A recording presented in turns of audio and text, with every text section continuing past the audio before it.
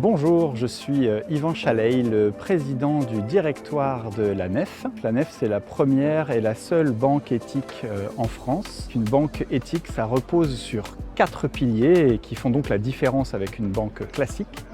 Le premier pilier, c'est le circuit court de l'argent, un petit peu comme les AMAP dans le milieu de l'agriculture. On est vraiment sur un circuit très court entre l'épargne et le crédit. La Nef est vraiment un outil qui met en lien des épargnants et des emprunteurs.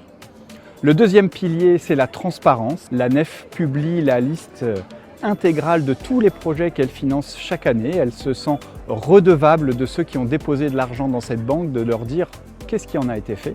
Le troisième pilier, qui est en lien avec les deux premiers, c'est le fait d'être en exclusivité sur des projets sociaux, culturels ou écologiques et environnementaux. C'est-à-dire que la plus-value sociale, environnementale, culturelle est le critère primordial avant les critères financiers pour savoir si on va financer ou non un projet. Et le quatrième pilier qui englobe le tout est que la Nef fait cela dans une vie coopérative, une démocratie, puisque plus de 50 000 sociétaires sont les propriétaires de cette banque et ils ont voix au chapitre pour parler des grandes décisions de la coopérative.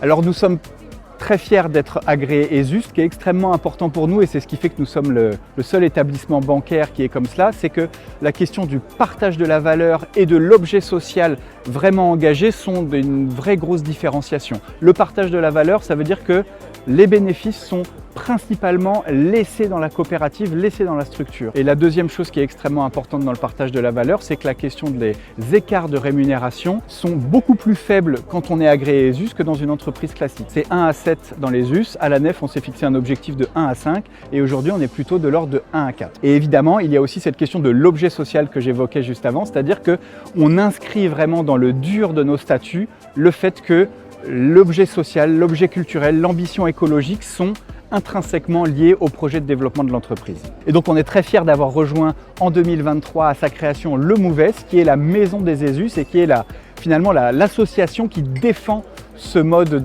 d'entreprise et qui promeut plus d'ESUS sur notre territoire. Aujourd'hui, 3000 entreprises ESUS. On aimerait qu'il y en ait des dizaines de milliers dans le futur, car c'est ça qui va vraiment fondamentalement transformer l'économie. Donc rejoignez-nous, rejoignez le Mouves et adhérez.